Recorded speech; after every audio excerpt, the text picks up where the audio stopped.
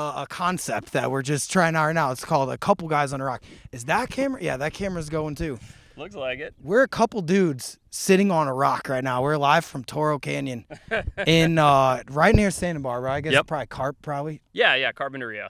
Which, I mean, it's a suburb of Santa Barbara. One of the most beautiful places I've ever been. Who I came here. Well, let me just say first, we're with the guy today. This is a big episode, folks. We're going to be straight up with you. We got Forrest Galante here today, and a man that has now, we'll get into it in a second, but just to, I mean, before we even get into my personal benefits of you helping me. No, I'm serious. I mean, I don't know where to start. You have 10,000 shows, been on Rogan, all these things. We're very grateful to have him on the show today, and we're excited. First question, this wasn't even going to be my first question, but when I'm doing that intro, what's it like to go on Joe Rogan? It's good, man. Joe's a good dude. You know, we've been friends for 4 or 5 years now, and he's a really good guy. He's super interested in a lot of the same stuff we're interested in. You know, he loves the outdoors. He's a sportsman as well as a conservationist. You know, he's a bow hunter and not a huge fisherman, but he has some interest in it. And yeah, he's a really good guy. I mean, going on the show, I'll be honest, I'd never watched a podcast and didn't even know who he was outside of Fear Factor the first time I did Joe Rogan. Which was when? What year? I was like 4 or 5 years ago now. Wow. And he was already big, don't get me wrong. And then I just like rocked up sort of just like this. I was just like, oh, just, you know, go hang out and sit down and not chat. Not on the rock. No, this guy, he didn't have this setup. I'll tell you what, true. He's got Joe Rogan, you got a lot of things, but you don't have this studio. That's right. You don't have the rock. Yeah. But yeah, I just showed up and did the show. I had a really good time, and then it came out, you know, a week later, and I was like, "Holy shit, this is like a big deal!" And I had no idea because I'd never really listened to his podcast before or anything else. But yeah, we became friends, and he's a good dude, and we message a lot, and you know, we've gone and I took him to a wolf sanctuary, and we send each other really dumb memes, and yeah, he's a good guy. So like the first time, was it in California still, right? The studio or whatever? Yeah, so the first 2 times I did the show, he was still living in California, and then since then it's been in Austin. So what is that like when you go there? I mean, now I feel like you got to know the magnitude of how big of a deal that is. Like when you show up, it's got to be like a big day, no? Yeah, but he's already a buddy, so it's really chill. It's just like meeting up with you and like, you know. It's exactly the same. Instead of being like, hey, let's go catch a rattlesnake, it's more like, hey, do you want to lift weights for an hour or grab lunch? And then we do the show. So is he pumping? Like, is he pretty jacked? He's a beast, dude. He's a beast. Yeah, he's way stronger than I'll ever be. And I'm really? Like 15 years, 20 years younger than him. So yeah, he's a beast. That's crazy. I mean, I know he's big, but yeah. Have you ever done jujitsu with him or anything? God, no, he'd kill me. Yeah, he's good at that too. I'm as hard as a marshmallow, dude. He'd whoop me up. I wasn't going to be my first question, but I was actually thinking that because I was thinking, you know, how do you introduce you? You have all these different shows and things, but to me, when I go to tell my friend, I'm like, yeah, this guy's been on Rogan. Like that almost seems like a main thing when you go to tell people stuff. Yeah, I think so. I mean, it's not something... become like a national show, like not become, but it's like that's almost bigger than saying a TV thing, I feel. Oh, definitely. Yeah, I think so now. I mean, that's what's amazing about Joe is he's sort of uncancelable. You know, he's created his own thing. It's his own empire, and it's out of his own genuine interests. Right. It's not like he's done it for the fame or he's done it for the notoriety. He's done it because he loves talking to interesting people. And I'm very lucky that he considers me one of those interesting people. So let's get into, if you know who Forrest Galante is, great. But if you don't know for some reason, let's give a quick backstory. Like, you're from Africa? Yeah, grew up in Zimbabwe. So that's a pretty wild, like, I feel like people may not have guessed that. Like, so tell me about your growing up. Like, that was probably off the res. Growing up in Zimbabwe is a different lifestyle than sitting here in Santa Barbara. Yeah, it's definitely a different lifestyle. I mean, I grew up on a farm on the outskirts of Harare in Zimbabwe. My family were farmers. They ran safari businesses. It was definitely a different style of childhood and upbringing. To this day, I remember the first time I ever wore shoes. Really? Which I don't think a lot of people can say. I've never even thought of that concept before the first time I wore shoes, so I would agree with that. Yeah, so like I remember being 6 years old and having to put shoes on to go to school for the first time, being like, oh my God, these are so uncomfortable, my feet are so hot. And you can see I still don't wear them that much. But yeah, there you go. I didn't even think about that. But yeah, so I mean, it was just a different upbringing, you know, a lot of time out in the bush. We didn't have TV, we didn't have internet, we didn't have video games, like we didn't have any of the Western world. I mean, we had conveniences, we had electricity and a nice house and all that, but you know, it just wasn't popular where I lived or where I grew up. So our free time was spent outside, fishing, building traps, catching animals, making aquariums, building snake tanks, catching snakes, and that was how I spent my childhood, running around the bush. And then in 2001 came to the U.S. So we're talking, let's just give a quick Zimbabwe, because I actually have a friend that I used to work with from Zimbabwe, and he's told me a lot of stuff. We're talking tigerfish. We're talking, what is like some Zimbabwe local wildlife? I mean, we got all of it. It's the best wildlife in the world. So, really? Yeah, the best safari on Earth, hands down, is in Manapul, Zimbabwe. And I mean, you can't name an animal that we don't have in Zimbabwe, an African animal, as far as the big, we've got all the big five. We've got incredible plains game, all the crocodiles, the hippos, tigerfish, of which I have the junior world record for 2 years. Yeah, it's on my wall at home right down the road. Dude, tigerfish, if you're watching this right now, look that up, because that's one of the coolest animals, I think. When you talk about a fish that looks like it's been glued together from 17 different things, they got the giant, like, fang teeth, and then they got that crazy orange and the stripes. I think if those weren't in such a hard-to-reach place, like, I'm a fish nerd, those would be one of the most popular fish in the world, because they fight good, too, don't they? Oh, really hard. Yeah, way harder than any largemouth bass, or, it's probably comparable to a tarpon. Really? A tarpon with some serious chompers. And, so I used to fish those a lot on the Zambezi River, where my family ran their safari businesses. And, I just grew up doing outdoor stuff. And, like, what's the biggest croc that you'd see there? Like, we're talking man-eating 14, 15 feet, probably? Oh, definitely bigger than that. I mean, really? I caught one just 2 years ago. It was about 19 feet there. In Zimbabwe? Yeah. Well, we were on the Zimbabwe-Mozambique border in Cabora Bassa Delta, but I caught one there that was pushing 19. It was probably 18.8, 18.7, something like that. I mean, I'm talking big crocodiles, yeah. The biggest one I've ever seen was in the Everglades. That was like 13 and a half feet, and it had half its jaw ripped out. And I can't even describe the feeling I had standing probably 25 feet away from it. I cannot imagine what a 19-foot. And the thing that a lot of people don't realize, too, is the difference between a 13-foot croc and a 14-foot croc is like 500 pounds. Oh. Right? Because they grow a little bit this way, but they grow a lot in girth and weight. And when they get to 19 feet, I mean, they're just dinosaurs. And so the one that we caught a few years ago on my Mysterious Creatures show, he'd eaten 10 people. So he was living outside of this village. That's Ted Bundy numbers right there. That's this guy is actually putting in some work. That's crazy. Wow, that is like, that's almost got to be like, what'd you guys do with him when you caught him? We relocated him. So he was big croc. He was living in a difficult situation because the village had sort of overfished and overhunted the area. And he was a smart croc because they tried to kill him with spears and things, and they weren't capable of killing him. And he was it was funny because we were like, oh, it's going to be so hard. It's going to be so hard. We got there, night number one, we turned on the flashlights, and he was sitting 40 feet offshore hunting. So he was trying to eat you. Trying to eat the village, just sitting hunting the village. He literally was? Oh, yeah. Every night he was just hunting at the village. So anytime anybody would come down for water or to bathe or to get to wash their clothes, he was sitting there. And so, he'd killed 10 people. And then we interviewed a bunch of the survivors who he hadn't killed, who had lost legs, lost arms, lost all kinds of things. And we built some cages and some traps, and didn't take very long to catch him. Took a couple days, and then we moved him like 200 miles. You just put like a dude in there. You're like, hey man, just go stand in this cage. Like it's like a mouse trap, but the human. You're like, yeah, no, it's fine, man. We got eyes on him. What'd you guys bait him with? Like a cow or something? Hippo leg. Yeah. So really? The village had killed a hippo to eat, and we asked them if we could have the leg to try and solve the problem, and they said sure. I didn't know people eat hippos.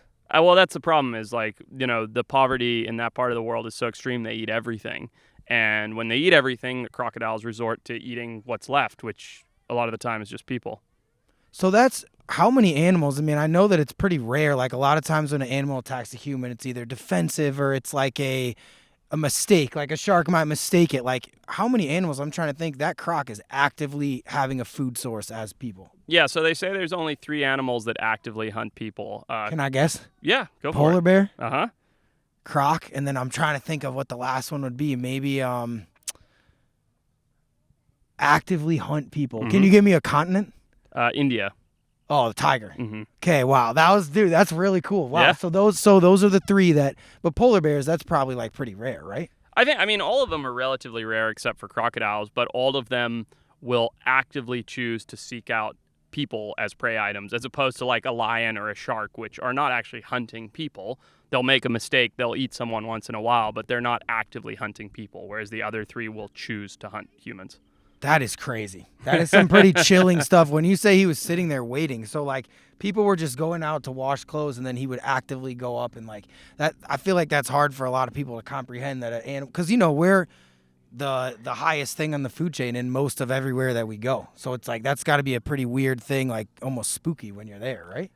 Yeah, I've seen it before, so I think I was maybe anticipating it, but I know what it's like to see a croc hunting and killing things because I've seen it in the migrations. I've seen it a bunch of places. So I thought he was maybe going to be a little bit more crafty, but he was honestly so ballsy that he was just sitting there, and it wasn't spooky for me because I had his number. You know what I mean? Like I if I was reliant on the river to bathe and to get my drinking water and to wash my clothes, I think I'd have a hard time with it. But we were there, we found him, we caught him. It all happened pretty quick. And when he's in the transport thing, are you just like it's got to be like Jurassic Park? Yeah, I can show you a video when we're done. I mean, I think I've seen. Is this show out? Yeah, it came out about a year ago. He's yeah. huge. I mean, he takes up the whole boat. You know, there's like 4 of us sitting on him just to calm him down in the beginning, and then it took 12, 15 people to lift him into the boat. I mean, it's a big animal. It's like, what, 1,500 pounds or more? Probably more. I don't even know, to be honest. I guess you weren't out there weighing him. You're probably a little preoccupied with not getting him killing someone. Yeah, and just catching him and restraining him. I mean, I had to get a rope around his neck and pull him in, and, it was a whole thing. Took like 12 of us just to bring him into the shore. See, there's these people walking by right now. I don't know. I love seeing kids out doing safaris. So, like, this guy's got the hat on. That's awesome, man. Like, that's the thing about California. I feel like I was talking to someone about this the other day. I feel like the baseline of what is normal in California. Like, I was telling him when I first pulled up to, well, I don't even want to say the beach. It's not secret, but I like acting like it's secret. Yeah, I know what you're about to say. When Forrest showed me the beach, and there's great whites everywhere, and you just look out and see them. Yeah. I remember being there a different day, and I was just so excited. There was this lady next to me. I was like, the shark was probably 40 feet offshore, and you could see the fin. And I go, man, you see that great white? And they were like, what? Like, they didn't care. They're like looking at me like a crazy person. Yeah. I feel like in California, the baseline, even seeing the whales and stuff, I feel like that level, like these kids have he was telling us when we got here that he's like, oh, this is a spot where I take my son.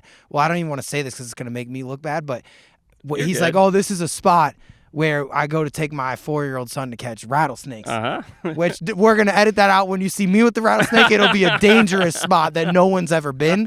That's how this story is going to go then. But his 4-year-old kid was in the same spot teaching how to do that. And I'm like, I'm from Missouri. We have a lot of cool wildlife. But I feel like the level out here is just so big league, My buddy visited he's from Illinois originally, lives in Florida now, and he visited.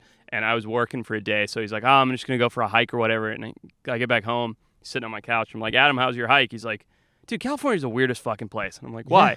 He's like, because even your gangbangers are out here hiking on the trails. And really? I'm like, yeah, everybody hikes in California. Yeah, like, it's just like, yeah, duh. Like, you know what I mean? Like, there's nothing.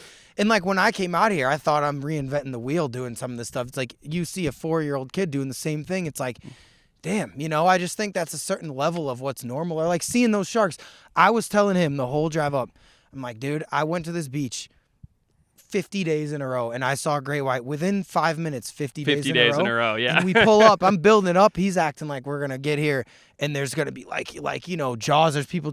There's a surf school of these little kids. Yeah. They're like 5 years old. They're swimming doing around surf with the white camp. Sharks. Yeah. And he's like almost looking at me like I'm full of it. I'm like, no, they know. They just don't care. They don't care. Did you go out this morning? We just looked. It was so foggy, and we were trying to get here. It'll be, by the time we're done with this, it'll be clear down there. Yeah, though. I was telling him but I just can't drive past it and not look. There were sharks there yesterday. So Really? Garrick saw some yesterday. Our buddy Garrick. So you'll be able to find them today. Shout out to Garrick. So one of I guess. Well, I don't know where to even go first, but. The thing to me, too, Forrest, you have so many stories from everywhere in the world, but I feel like we've had, like, even just firsthand. So because I talked about it in the first podcast. We were here, and we went to dinner at, what was that brewery called? It was really cool. Rincon Brew. That was awesome. I like that good place. Spot. And we were sitting there, and your wife came. We're, like, sitting there, and he's like, something about great whites. I was like, dude, I would love to see one. He's like, literally drinking a beer. He's like, well, I mean, we can see one right now. I'm like, what do you mean? You're like, we'll go. He's like, you want to see one in 2 minutes? And I was like, I thought you were like messing with me. I thought it was going to be like a video or like some sort of double entendre of like a great white. I'm like, we went down to the beach and he's like, you got a drone? You're like, you don't need it, but you can't. There was a shark 50 feet offshore. Yeah. And I had never I'd seen them from a drone one time in Chatham, Massachusetts, like 1,000 feet away. And I was like, Forrest, what's going on? And he's like, dude, they're here every day, all the time. Yep. And that shifted. Like, I had never seen something that cool that much. And, like, I feel like, what is your favorite stuff in California to see? Because obviously you've gone around the world and we can talk about that, but you've showed me stuff in a 5-minute span. You've showed me great whites and rattlesnakes. Is there, like, what else do you see around here that people might not know, or like? Yeah, we're gonna have to get some mountain lions and bears to add to the deadly four of California for you. I think for me the harder to find stuff is probably my favorite stuff in California. So I've seen black-footed ferrets, which there's only less than 50 of them left in the wild. Really? That was really neat to find. I always get a treat out of finding California mountain king snakes, which are a snake that we have here in Santa Barbara, but in very low abundance. Really, really beautiful snake, but incredibly cryptic and hard to find. I've only ever found 2. Wait, so mountain king snake. Mountain king I think snake. I found a California king snake. Is the that yellow real and black one? Yes. Yeah, so the mountain king snake has red, yellow, and black. It's super beautiful, really hard to find. And they eat rattlesnakes, right? Yeah. The king snakes eat all other snakes. Which I thought was crazy when I first caught it because it's non-venomous, isn't it? Right, correct. So when you pull up on this thing, I'm all afraid of the rattlesnakes. And, like, shout out to my friend Caveman Rob. He's like, this eats the rattlesnakes. So that is something that even in, like, the crazy animals you see here, there's stuff eating them. And yeah, I mean, at the top of the chart of everything California is the kelp forest.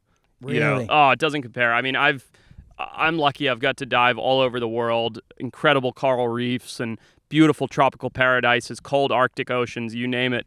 And the California kelp beds, specifically at the California Channel Islands, when it's clear and beautiful like it's been the last couple of weeks, nothing in the world is similar to it and can hold a candle to it. I mean, you just have... It's like walking through a 60-foot tall underwater redwood forest, and it's all amazing. golden, and you have these huge white sea bass and black sea bass cruising through, and yellowtail and bright orange Garibaldi, and just diving the kelp forests for me is by far the most beautiful piece of wildlife in the United States, not just in California. Really? And it doesn't exist anywhere else? So there's kelp in California, down into Baja, Mexico, in Japan and South Africa and New Zealand, but none of it compares to California. Like, we have the true giant kelp that gets 60 feet.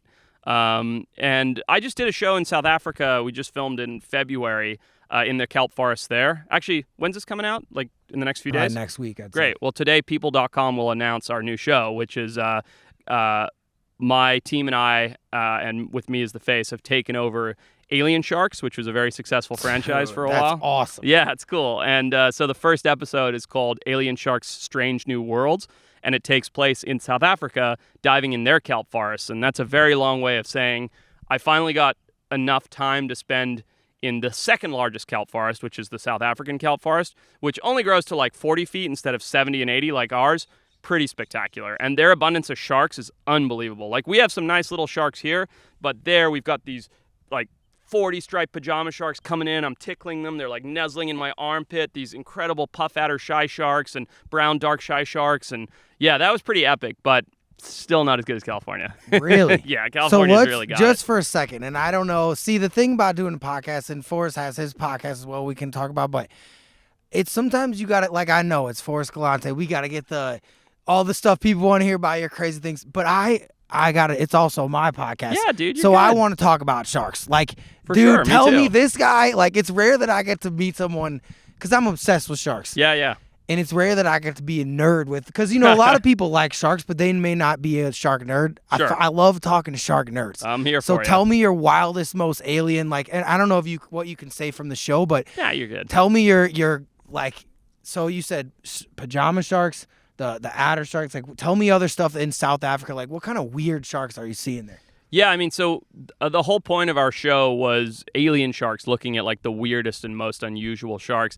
And there's one species that we didn't get that I really, really wanted to get. And I've seen them, but only in an aquarium or a dead one. So I've still never seen them in the wild. And sounds like very, very few people ever have, called a Port Jackson shark. Really? And it's this crazy thing with this weird long nose with like almost like a gharial on the end of it. And it's like it's a species of ratfish. So I think it's a ratfish. It's a chimera.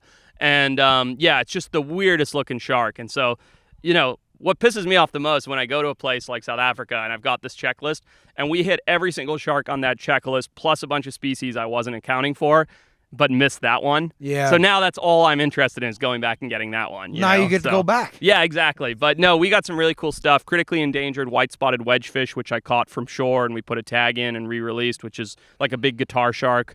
That is so cool. Huge 7 gills, like incredible, like 8-10 foot 7 gills that came in and like bump you and push you around. Makos, you were diving blues. when you saw them. Yeah. The only really? one that we caught was the wedgefish. Everything else was diving. Okay. Except for some raggies, sand tigers. We caught yeah. some of them too. The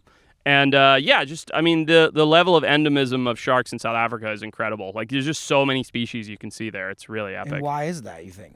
It's a place where two oceans meet. You've got the Indian and the Atlantic Ocean coming together and mixing. And anytime you have that much current mixing and upwelling, you get a high species diversity. Because you got warm and cold mixing together, and you get all the animals from both and the ones that evolve for also the mixing zones. I guess that would make sense. That's kind of like my favorite place in the Keys, like Isla Mirada. You got that Gulf of Mexico and the Atlantic. There's a lot of, like there's the flats right there. There's deep ocean. You see a lot of interesting stuff. But I guess that's even on steroids when you got two completely separate oceans like that. Yeah, one's like hot and one's cold. It's like very, very different pieces of water. But yeah, I love Florida. Late last year, in November of last year, I found my first, I think you've seen these before, sawfish. Yes. Yeah, that blew my mind. Man, one of the coolest animals that exists on this planet, genuinely. 100%, yeah. Like 100%. literally, if you had to rank the top 5 craziest animals, it's tough to beat a sawfish, especially a big one. Yeah. You caught a big one, right? I caught one, I think I'd have to go back. It was like probably with the bill, it was probably like 12 feet or maybe That's pretty big, dude. But I know guys that catch 17, 18. Oh, yeah, like, yeah. I just want to be smart because there's people that catch ones that are like a car. You know what I'm saying? Oh, yeah. The Sawfish Society does all this catch and release and tagging these monsters. The ones I found, we were wading around in the Everglades in knee-deep water at night, and we found these like 3-footers. And even that to me was like, what a fucking animal. Dude, there was one sitting there. I've never been so tempted to break the law and break my own ethical code in my life. But there was one sitting there that was like this big. Sawfish. Like a pup. And I was like, okay, if I caught it, I could build a fish tank. I could ship the fish tank home. I never would do this. But because not only is it illegal, it's unethical, it's a shitty thing to do. But looking at this animal, I was like, this is the coolest creature like I've ever seen. I want it in my house. Like I want to be able to interact with it. I didn't do any of those things. Forrest, I know, and I agree with you. It's like you don't do it. No. But if you're like, if I was going to do it, it's like, OJ, if I did it, this is what I would do. This is how I would have done it. Yeah. But the thing to me is that little shark, so I've seen a few different ones, right? Okay. The first one I ever saw, we hooked. And the thing people don't know about sawfish, like when you catch a big ray and he sits on the bottom and like you can't pull him off the bottom. Yeah, they suck down. They have the shark strength and like brawn. They get that big. Yeah. But they also have that entire ray element too where you can't pull them off the bottom. Yeah, we're talking about sharks. No, we're talking about the Everglades. Yeah. Oh, yeah. We love them. Oh, really? Cool. Yeah, we love them. We're big fans. Yeah, but anyway, so we hooked this one. I had him on, true story, for 3 hours with I'm talking the heaviest shark tackle that we have in Florida. Well, at least for a backcountry, like a big oil can, like Zane Grey looking thing. Yep. For 3 hours. So then we got him in 10 feet of water. And you can see him on the Jeep, like on the fish finder. We're like, he's sitting on the bottom with full drag, locked down with the boat, with me, couldn't lift Captain Skip Nielsen, and my friend John. We are holding two, like almost like when you pull an anchor up, two people holding the line. So we stuck the GoPro down. We knew it was a sawfish, but like we stuck the GoPro down. We saw later, you could see the sawfish fins in his bill.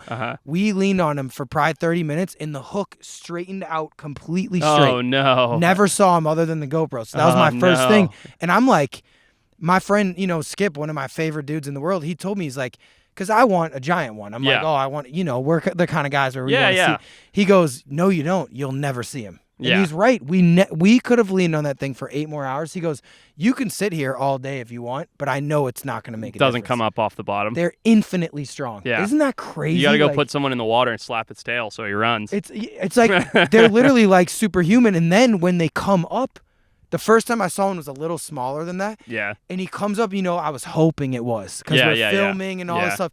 And was that for Barstool? It was. Yeah. So I got the job there in I got it December 15th. I think we caught him December 26th. So it was right after. It's like the first thing you did. It wasn't even for them. It was like I was just filming with my friends. I ended up using it in the first episode, but we had like a little Osmo DJI that my buddy filmed. Like my buddy has no idea. He's just holding it. And when that thing came up for us, like me and you are nerds like this. For when sure. I saw he came up with this bill going, I almost dropped out of shock. It was the coolest so animal. Exciting. Yeah. If you don't know, if you don't have experience, to Google this. There's nothing cooler. I mean, there's a lot of cool stuff. But no, they're amazing. They really are. What an incredible animal, man. And you know what's funny?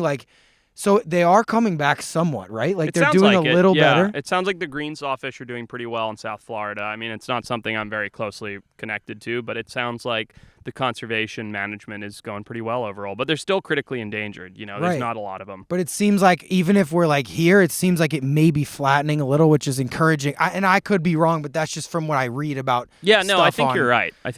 And that to me is an amazing sign because we have seen. And I want to ask you a somewhat, I don't know, controversial, you don't got to answer it, but so Goliath groupers in Florida were banned, right? For a while, you can't kill them, whatever.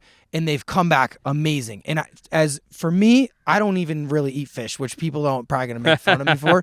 But so I have no vested interest in killing them. Sure. I wish we never killed any of them because to me, I like seeing them. Yeah, they're pretty cool. So to me, that's a success story. And it's like, wow, look at what we did. We shut this down and they're doing great. Yeah.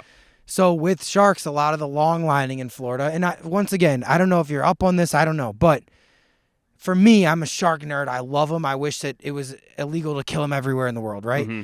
So there was a lot of long lining, and once again, this is what I read. I didn't do the research, so I want to be careful to not act like I know everything because I'm sure people will dispute. But even anecdotally, it seemed like there was a time, late 90s, 2000s, where you're like, man, we might be really thinning this out a ton, especially compared to 70s. So then they stopped long lining, and a lot of sharks have come back in Florida. And there's now a thing where one of my best friends, he's a bonefish guy, and he's telling me there's too many sharks. And it's become this almost noise, as I'm sure you know in conservation and stuff, where a noise almost comes from a hum to it starts to get up to this loud thing. And now it's somewhat of I don't think, I got to be careful. I'm not going to say it's not a problem, but a lot of people think it's a major problem in Florida where fishermen, either they're fishing for commercial, recreational, or just guiding anything. They're saying there's too many sharks. What do you because my first thing is, you can never say we should kill sharks. Yeah. But people are mad. What do you do? Well, I mean, so first of all, your bonefish buddy and the people that are outcrying there's too many sharks, they're not wrong, but they're definitely not right. And what I mean by that is it's all about balance, right? So their level of norm is from a reduced population of sharks. They're used to less sharks. So now they're upset that their fish are getting munched by sharks and things are happening like that because they're not used to that. That wasn't what they grew up with, and the sharks are making a comeback. Now, just to be clear, sharks are not making a comeback worldwide. They're still getting fished. I think it's 8 million sharks a year are being finned for the shark fin trade alone.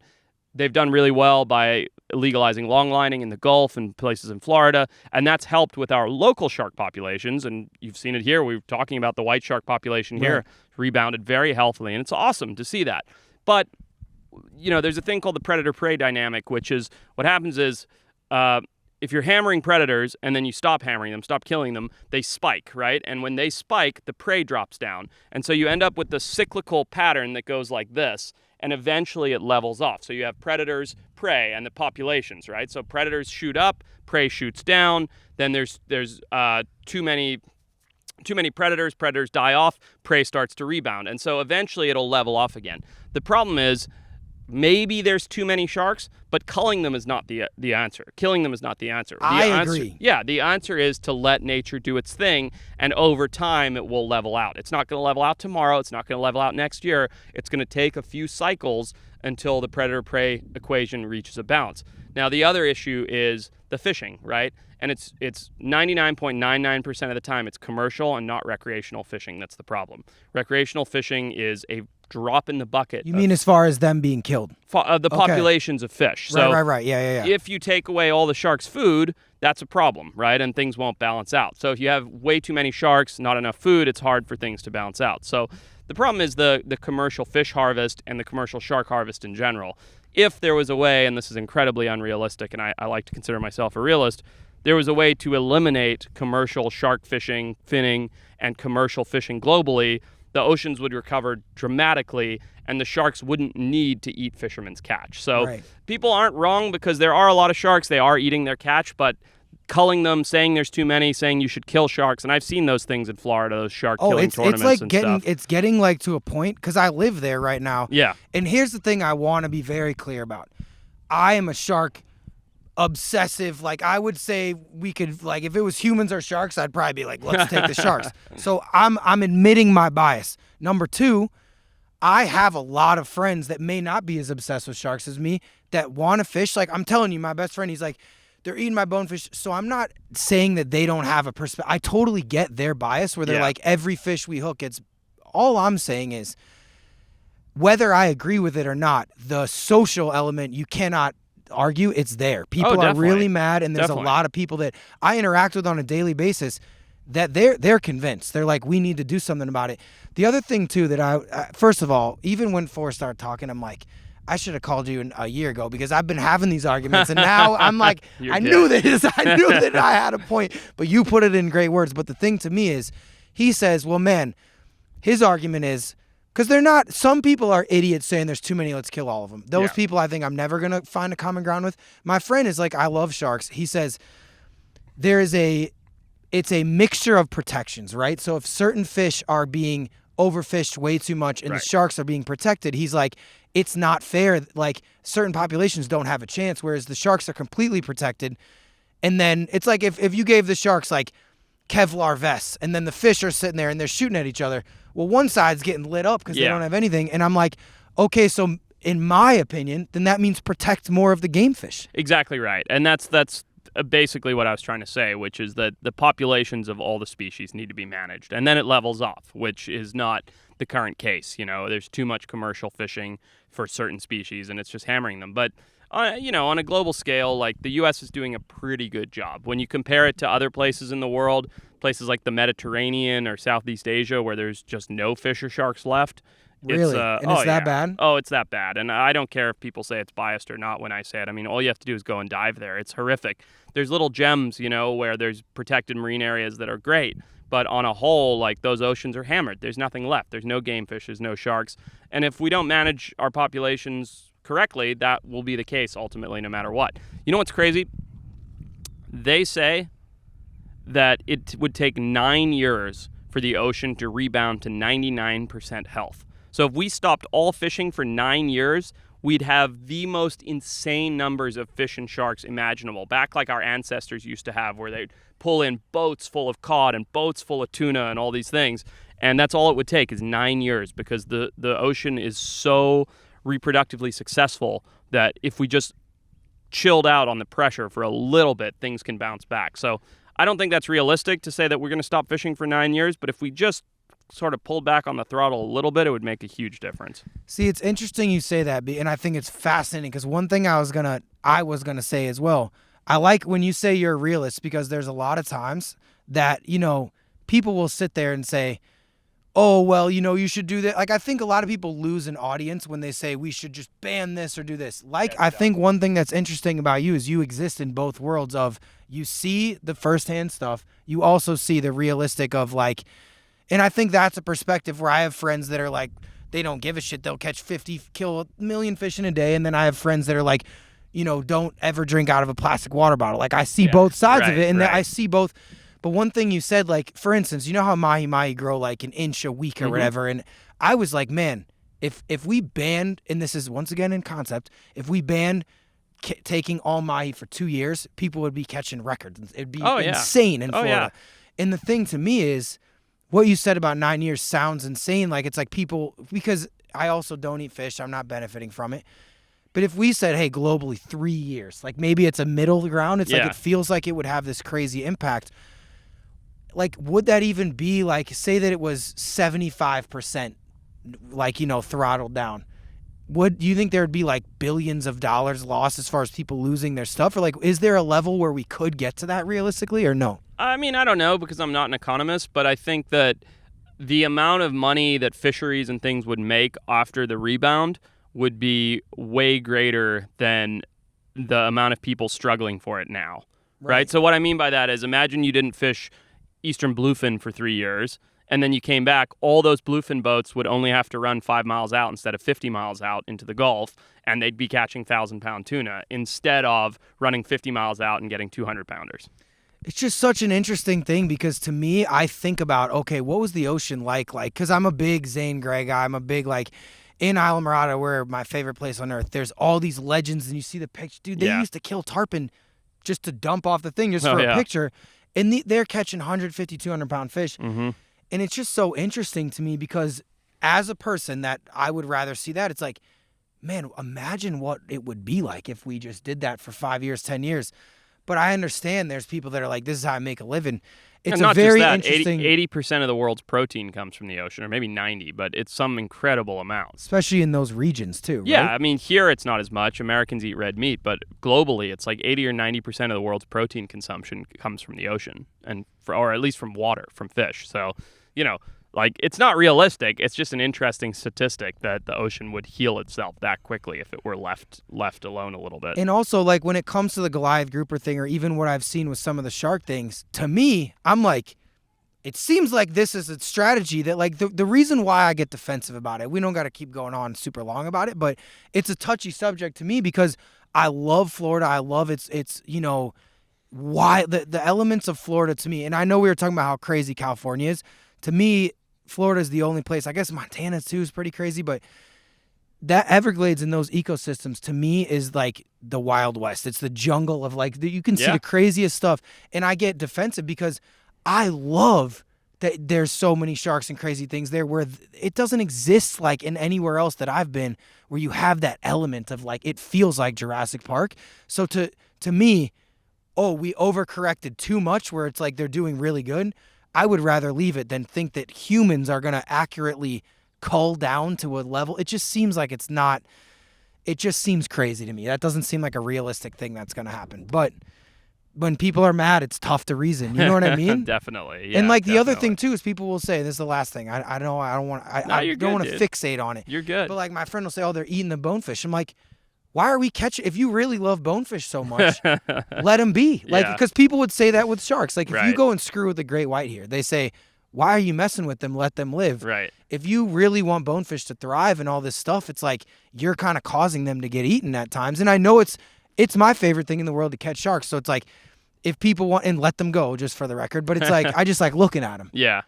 So I get it. I'm just saying, I mean, and then I got I don't know. It's such a touchy subject. And it's also, when it comes to whales and dolphins and sharks and what'd you call that, megafauna? I don't know if that's of the ocean. Yeah. It's always going to be a touchy subject. But definitely.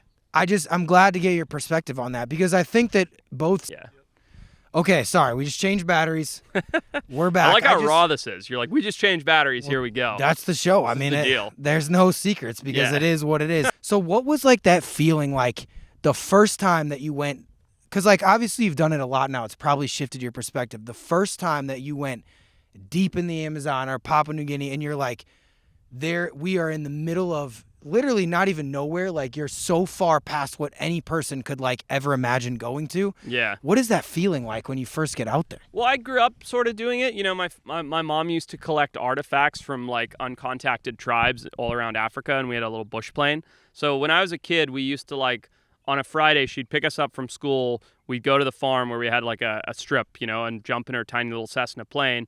And we'd fly for like 10 hours and make 6 different stops for fuel and then land at some strip and get in a Land Cruiser and then drive for like 5 hours and then meet up with some uncontacted tribe. And my mom would barter with them and, you know, she'd give them candies and things like that they never had in exchange for like cloths and beads and shells and things like that. What? So I've Forrest, I think your mom might be cooler than you. Oh, she is for sure. Yeah, no. That's crazy. Yeah, no, she was pretty wild. So that's, I'm sure, where I got a lot of it. But I grew up doing really remote stuff, but usually not by myself. The first time I did something really, really remote with, you know, like out an adult or without anybody was, I still remember it was spring break of my sophomore year of college. So Jesus, I don't know, 15 years ago now, something like that. We're getting old. Yeah, I know, it's gross. Whenever you can say 15 years ago and it's not like it's not when and you were weren't a a kid. child, yeah. We're getting old. But Anyways. I was 19 or 20 years old, and my buddy Nick and I, for spring break, decided to go to the Ecuadorian Amazon, and we flew down to Cocos, Ecuador, met up with another buddy of ours, Mike, who had been doing field surveys down there, was a little bit older than us, and the three of us and one Ecuadorian guy named Fausto got in a motor canoed for 3 days, and then just fucking camped for a week and then motor canoed back. We were just like, we were gigging like these giant crabs in the Amazon and cooking them up and wrestling anacondas and like jumping off of these massive trees into the water. And I remember one time, in hindsight, this was really, really stupid, but we were desperate to catch a mata-mata because Mike's a big turtle guy. I was like the crocodile guy and Nick's a big snake guy. We caught a huge anaconda, 20-foot anaconda on that trip. It was epic. Where'd you find a 20-foot? He's just sitting there? Just coiled up on the side of the river, yeah. And big wrestle.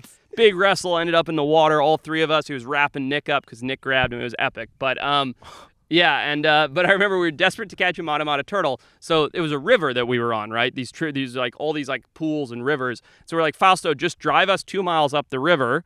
And Fausto just basically did whatever we said. He was a super nice guy, but we just paid him like $40 a day to guide us, basically. Like, Fausto, you're coming with us. We don't know what we're going to do. 100%. And we just knew that he was from one of the local tribes and was living in Cocos, which was the town we flew into, and that would take us. And that was it. There was no paperwork. There was no insurance. There was nothing. I had like a big 5 Coleman tent and like a 50 lumen headlamp, like piece of garbage. Like, I mean, we had no real gear, nothing. How did you meet Fausto? Just in the town?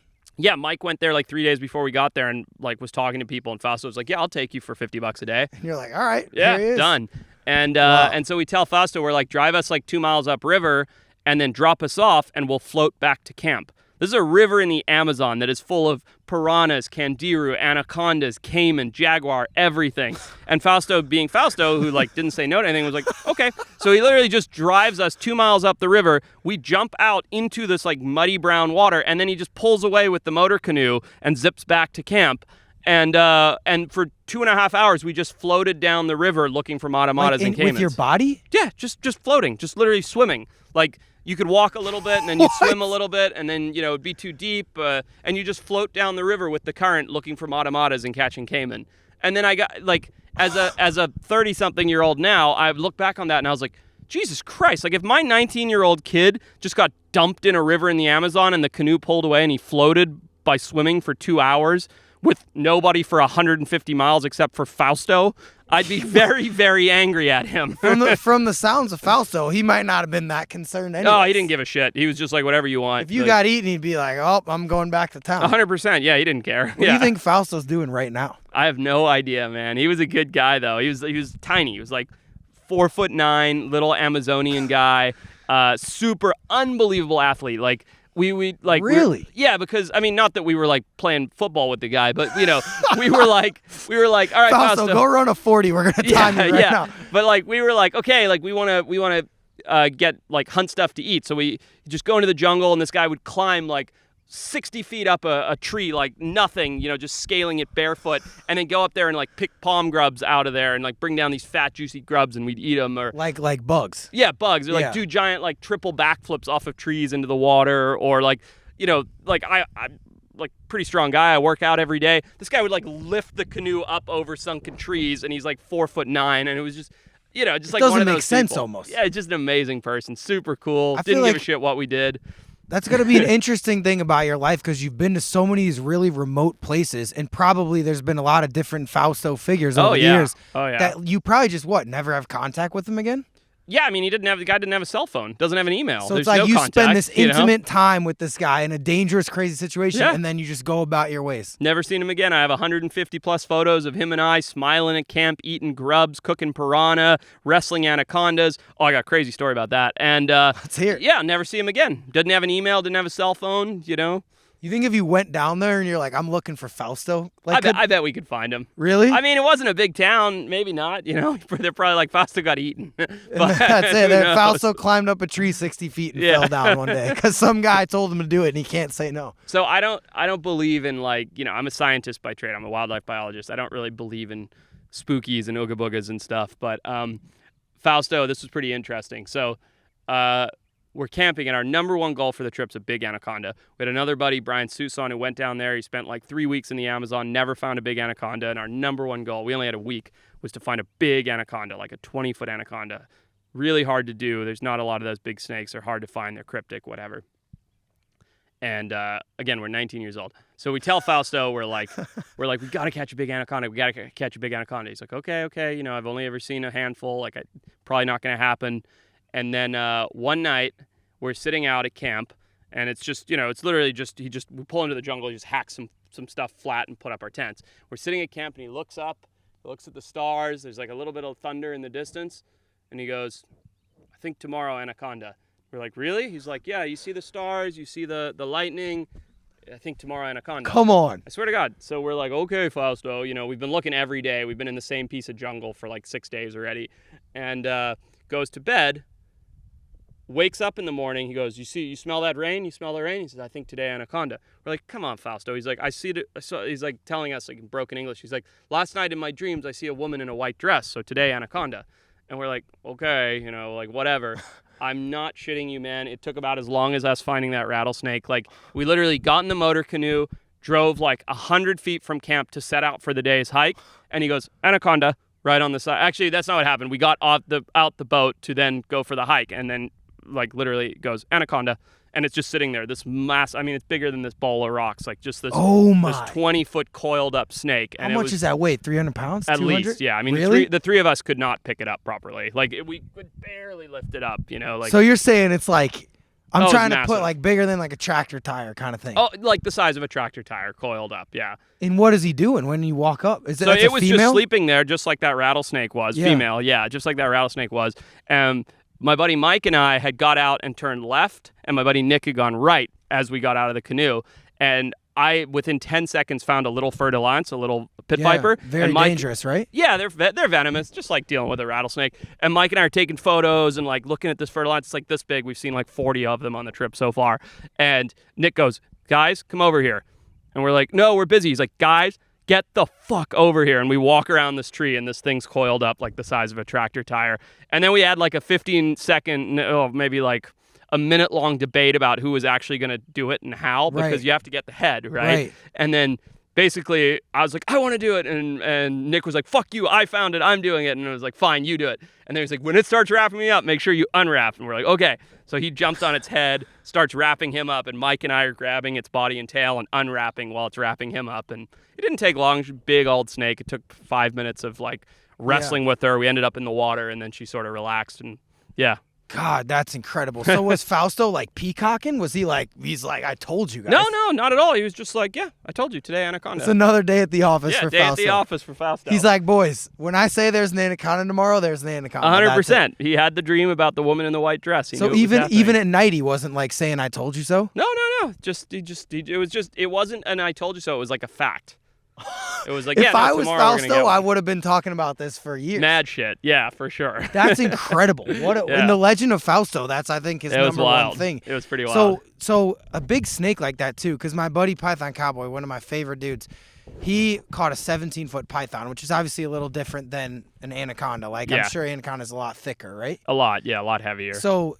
But a big snake like that, it almost tires them out to move that much because they're so big, right? Yep, exactly. Yeah, so there's so much weight. Yeah, she expended a lot of energy. And I think so. And, in hindsight, like, I don't do that stuff anymore, right? Like, I mean, yeah, we went and picked up a rattlesnake. But back in those days, as I think a lot of people that work in wildlife grew up being a kid that basically harasses wildlife, right? That's what you do. That's how you get your feet wet. Out of love. Yeah, of course. I'm not saying we just did it to hurt them. It's just like I really wanted to catch a big anaconda. And that was what we went on the mission to do and did as a 19-year-old. As a 36-year-old, I wouldn't do it just to catch one. Go put a tag in one or measure one or weigh one or take a scale clipping or something like that. Anyway, it was big snake, caught it wrapped everybody up, and then we ended up in the water, which cooled her down. And, that's where they're really scary. I caught a really big one about 2 years ago now in Brazil for my Mysterious Creatures show. To get some data on them. And this was, the whole catch took place in the water, and I did it on scuba. What? Yeah, it was wild because, again... How does that work? So we found the snake coiled up on this log, and I went for the grab, but the snake was already like alert. It wasn't like this big one from Ecuador that was just like sort of sleeping in a pile. This one was like aware, and I went for the grab and I missed the head. So I grabbed it like maybe like here instead of here. It turned around? It turned around, so I had to let go, and then it kept going into the water, and so I had to keep grabbing the body and keep grabbing the body. But once you miss the head, you've lost it. Like, that's it. So, the scientist we were with, incredible woman, a Brazilian researcher, she's like, you've lost it, it's over, forget about it. And I was like, fuck that, give me my scuba gear. So I like quickly threw on my scuba gear and dove in right where I'd lost it. Didn't find it. Like probably 8-10 minutes went by, and I was like, fuck, the snake's gone. Like, that was my one shot at getting a big anaconda.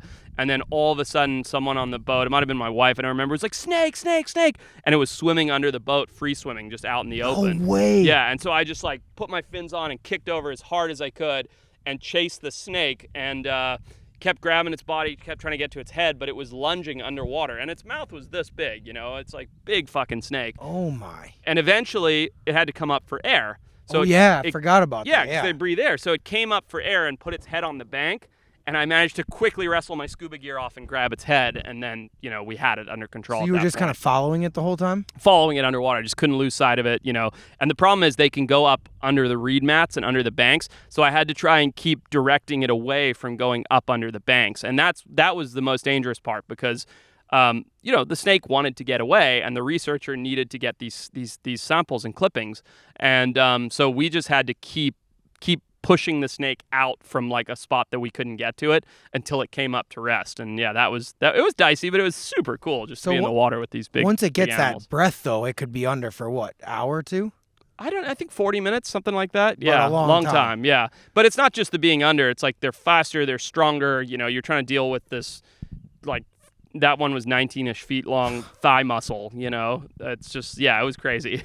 That is so, and I know we're wrapping up here, but in all of your, like, the 19-foot crocodile and all these different things, would you say, because I think something that just, from anyone, big sharks, big predators like that, what do you think ranks as like, I don't know how to quite quantify, but what is the most like just badass wild, like would an anaconda rank over that crocodile? Like, what do you think is the most like powerful, hard to like contain animal that there is like that? Well, other than like an orca or something of those proportions. Yeah, something that's not containable, really. I mean, we caught a lot of elephants last year. We moved 24 elephants in a herd that was a rogue herd, and the power of those animals, unbelievable. We had cranes and helicopters and pickups. Cranes? Oh, yeah, we had 4 cranes just to move the elephants. Like portable cranes? They're on the back of big semi-trucks, yeah. What? That was a big operation, yeah. But, wow. yeah, as far as like, no one human can contain an elephant. Like that took, I think we hired 45 people for that project. Oh my God. And you tranquil, like tranked them. Yeah, trank them from a helicopter, push them as soon as they go down, jump out of the helicopter, free their trunks so that they don't asphyxiate, and then cut a road into the bush, bring the semi-truck in with the crane, lift the elephant from that semi-truck into a transport box on a different semi-truck, then go out in that semi-truck, move it from that one into a transport box, wake it up, and then send it on. Just another day at the office. We did that 24 times, yeah. Jeez it was wild. Dude. But, Forrest, you got some of the craziest normal sentences. Like, I have friends that I'm like, that's crazy, that's a normal sentence for you. I think you may be the top of people that say normal sentences that are not normal. Like, who do you think is crazy? Do you ever see someone's life that you're like, that's crazy? Yeah, I mean, just stuff that's outside of my norm. For me to catch elephants, like, it's still crazy. I mean, we nearly killed one of my camera guys, but it's crazy, but it's an understood risk. It's an accepted craziness. For me, like, astronauts are crazy. Big wave surfers are crazy. It's like, I surf. I can't imagine surfing a 60-foot wave at Jaws. Like, that's insane to me. So it's just a different. Everybody. I'm sure those big wave surfers couldn't imagine catching a 19-foot crocodile. So. Right. It's just whatever you're comfortable with, right? But to your point, I was trying to think, one-on-one, the hardest animal to contain that I've ever contended with is probably a coastal taipan.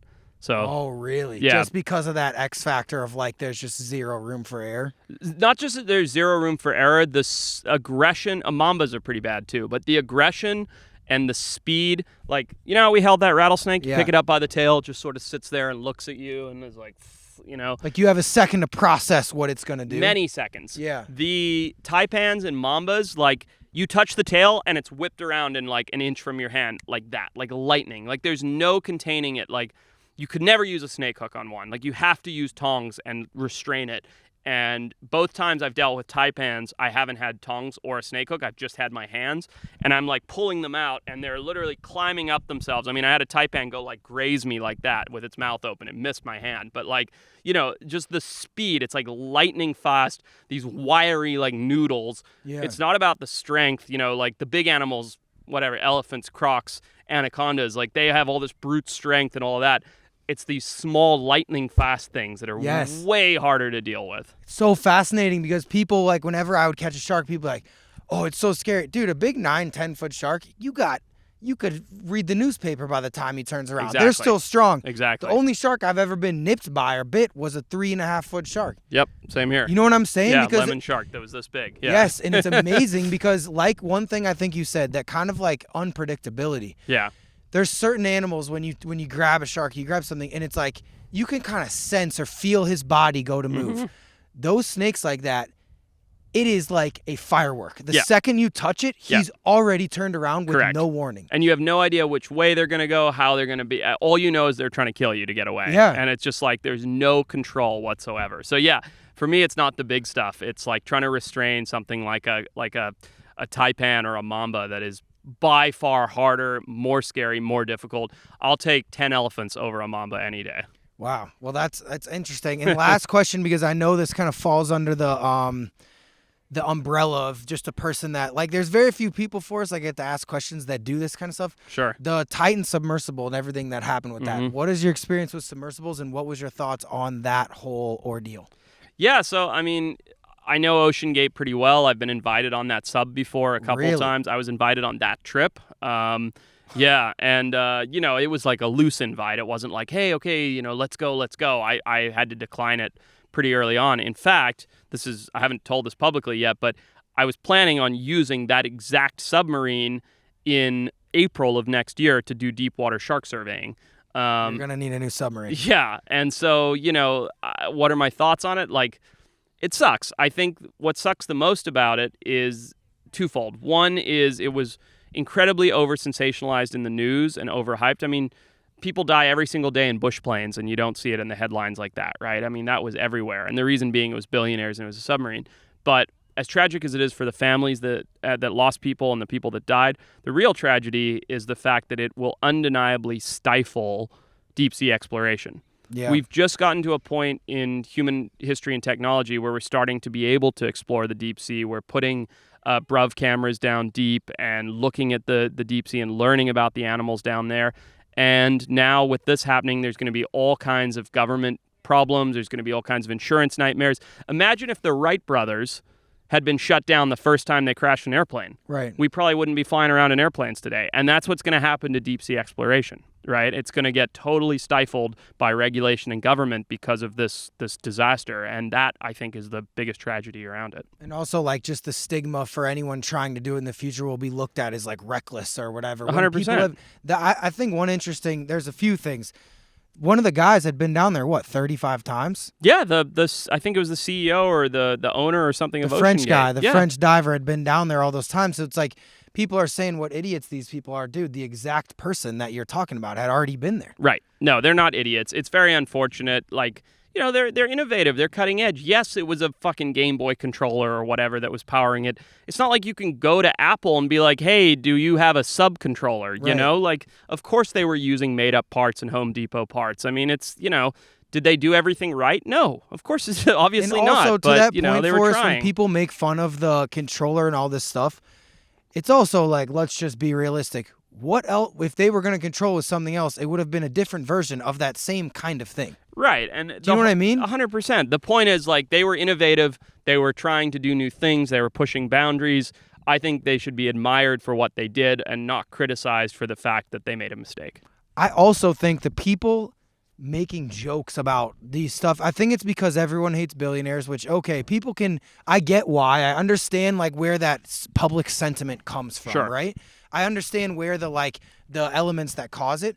But the thing that bothers me too, everyone hates these billionaires, and it's like, You got billionaires owning soccer teams or sitting on a yacht with 20-year-old girls drinking champagne. Right. This guy went down. He got imploded himself. Like, Right. what do you, to me, Exactly. I think that we should applaud people that, especially in a position where you don't have to take risks, you could sit Right. there. That guy could have sat on a boat and drank pina coladas for every day, forever. Yep. And he went down to do something that is wildly, as we've seen, dangerous. Yep. Really hard, and all this expertise. To me, I was kind of like, it almost, and once again, I get it, and there's a lot of nuance gets lost on the internet. The Certainly. joke is, these billionaires exploded. Fine, everyone can say whatever they want, because I said the same thing to my sister. Called me, she's like, look at these, so dumb. I said, Sam, if I had gotten killed doing the great white thing, Right. what do you think people would have said? Why do you need you're to an catch a idiot. great white? Yeah, You're out there exactly. 100-something miles doing this. And same thing for you. If you got eaten by an anaconda, everyone would have made jokes. Oh, this guy's got. Everyone loves to pile on that. Yeah, for but you're sure. sitting at home eating, SpaghettiOs out of the can, and it's like, I'm not being mean, but and that's fine. I love SpaghettiOs, but to me, these people not only paid the price, Right. but were trying to do something very, very hard And cool and interesting. and cool. Yeah. Why are we clowning? I'm with you. And then you got billionaires doing nothing. It's like, to me, also, if he had sent them down there and said, this sub's great, man, trust me, Forrest, you go down there and imploded, that's different. The guy that everyone's making fun of got turned to soup. Right. He was driving the sub. Yeah. He put his life on the line. Yeah, 100%. So to me, it's like, and also I guarantee you the other people going down there, maybe the son did it because his dad wanted, which is sad, but those other guys, I think one of them had been down there a bunch. The other one went to Everest. It's like, they knew how dangerous it was. They're adventurers. You didn't Good for force them. someone off the street. Exactly. There is a certain element. When I jumped in with the great white at that time, I knew, and I said this on camera, if I get killed doing this is what I wanted to do. I guarantee you those guys would rather have done that than sat in a lawn chair every day. 100%. So I think 100%. someone like you is a good example of someone that goes and does things that are really hard and rare. And it's like, I just want to say to you, because I can't say it to them, unfortunately, but it's just like, from all of us, like, I love watching your shows. I love seeing all the stuff. I love asking you about it. I support anyone that's out there doing hard stuff, going and doing things where you could get killed, or like, Sure. I'm not encouraging reckless behavior, but just from all of us, Forrest, it's cool. You're a rare person, and it's really cool to be able to pick your brain, and I love how open you are. The last thing I'm going to say, because I know you got to go, but I appreciate how open you've been with me about spots and places and showing me stuff. Sure, man. That means a lot because, dude, I've grown up doing this stuff, but I may have not always known this. This is how I get better, is learning from stuff like that. So I appreciate it, and it's really fun, man. My pleasure, and I expect the same in return when I come down to Florida. Dude, I'll show you anything I got, man. It's cool. My sawfish, my sharks, everything. The cool thing is you can be an expert in one place and go to somewhere you've never been. Oh, like yeah. when we're talking about Missouri, like Oh, you're pretty an expert there too. But no, I'm saying I'm not. I'm just learning. it's just, I think one of the coolest things about nature and wildlife, I've gone places where if you came to Florida in one spot, I could close my eyes and bring you to something. Sure. I could go somewhere and I have no idea what's going on. You can kind of guess. Oh, yeah, of course. And you ask someone and they show you, and I think those connections you make with people doing that stuff, it's the coolest thing in the world. Definitely agree, man. So I appreciate all the stuff, and I appreciate you showing me the breweries, everything. My friend Garrick, everything that you've done, I appreciate it, man. So it's been an honor to have you on the podcast. Hopefully we'll do it again. Maybe we'll get some shade next time. I'm about to be cooked right now. Yeah, you're going to fry because you're pretty pale. I know. Well, I need to get a little sun, but this has been fun. The most unique. Joe Rogan, you've had Forrest Galante on, but you haven't had him on in a rock in Toro Canyon. That's so true. I got that on him. I don't have $100 million, but I got that on him. You got to rock. Okay. Thanks for having Thank you, me, bud. Forrest. We'll do it again. Wow. I've been really stressing my lust and affection. Now I'm too over messing with girls who